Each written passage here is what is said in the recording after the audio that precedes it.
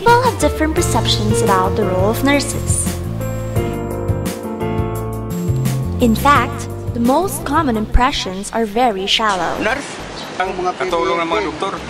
Sila yung nag-a-assist sa mga pasyente. Nag-graduate lang nyo o? Nurse. Assistant ng doktor. Sila yung nangangalaga sa mga kapakanan ng pasyente. Binabantayan ng pasyente nila. Kanina yung wala yung sakit. Ano ba? Masipag? Makabawi ka na. Taga-alaga, tapos nag-a-assist na doctors. Mga nag-a-abroad, mahilig alam mo yun? Mahilig mag-injection. Mahirap na trabaho yan. Kung dumadakot kayo ng tayo sa pasyente. Bibigay ng mga resita. Nag-aalaga ng pasyente at nag-assist sa doktor. There is so much more to nursing. We don't only give medicines. We don't only change diapers. We don't only assist doctors. We don't only monitor vital signs. And we don't only want to go abroad. So nurses, what do we really do? Allow us to show you what's beyond nursing, as a career, as a profession, and as a vocation.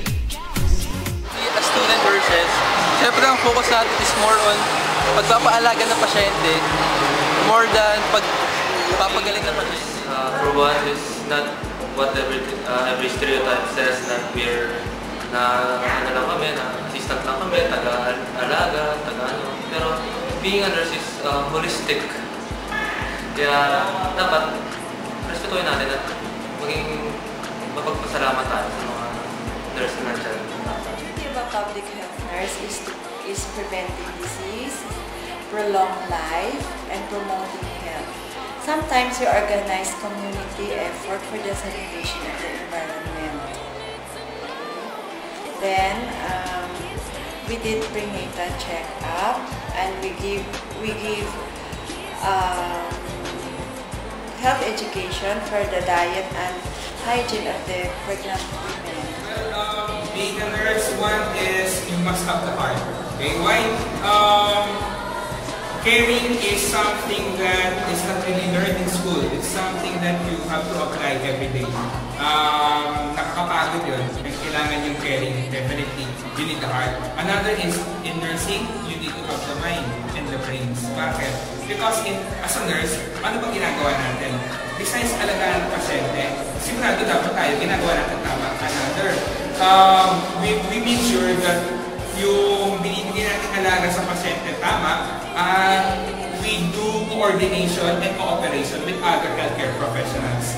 In fact, pag ang doktor nagde-decide ng pag-aalaga, maganda kung nagbibigay tayo ng suggestions nila. Bakit? Kasi tayo as nurses, first timer tayo eh. We are the ones with the patients the most. So, because of that, we assess the patients better and we know the patients better. And because of that, we can inform the doctors, we can inform the other healthcare providers of the actual needs of the patient. Isa pa, besides sa coordination with the healthcare professional, sometimes as a nurse, you're the one who leads kung ano yung gagawin. The doctors, they give the orders, but remember, it is the nurse who does the order.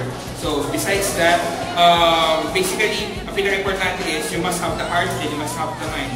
Being a nurse is really a blessing. We are not really confined with hospital, but we can have varied degrees or work. Like me, I'm working in a rehabilitation center for special kids. So we can make a difference in other people's lives, no matter where we are. So being a nurse is not a limited job, but it should have a varied, more or less job in different angles of life. So, go nurses!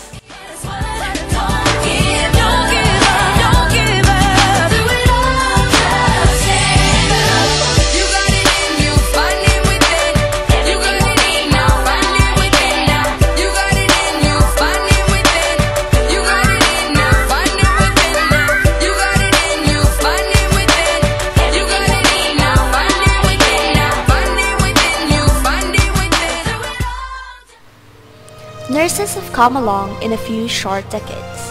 In the past, our attention focused on physical, mental, and emotional healing. Now, we talk of healing your life, healing the environment and healing the planet.